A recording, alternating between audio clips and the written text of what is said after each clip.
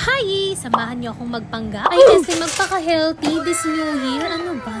Meron akong marinated chicken, yung marination nasa screen, i-air fry lang natin yan. Hindi mawawala ang greens of your choice, depende kung anong available sa ref nyo, okay? Yung chickpeas na yan, yun yung nakalata at in-air fry ko lang yan, tapos nilagyan ko rin siya ng boiled egg. Sa salad, endless ang possibilities. Pwede kayong maglagay ng tomatoes, onion, apples. At sa dressing ko naman, napakasimple lang, balsamic vinegar, olive oil, garlic, and salt. Tapos itong pomegranate molasses ba ang tawag dito? Napakasarap. It will elevate your salad. Promise. Ito na nga yung breakfast, lunch, and dinner ko, kaya naman sobrang dami ng salad na kakainin ko.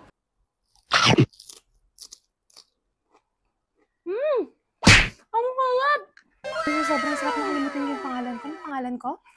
Charot lang. Sobrang simple nung vinaigrette na ginawa ko. Hindi ko in-expect na it will turn out this good. I swear. Kasi normally, pag gumagawa ko ng vinaigrette, sobrang dami kong nilalagay na spices. Kung ganito yung salad, everyday salad talaga ako.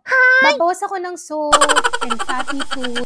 Kaya naman chicken lang ako, gulay-gulay. May kasi naman pagpasok ng taon, dahil nasa hospital ang ante nyo. Pero okay lang.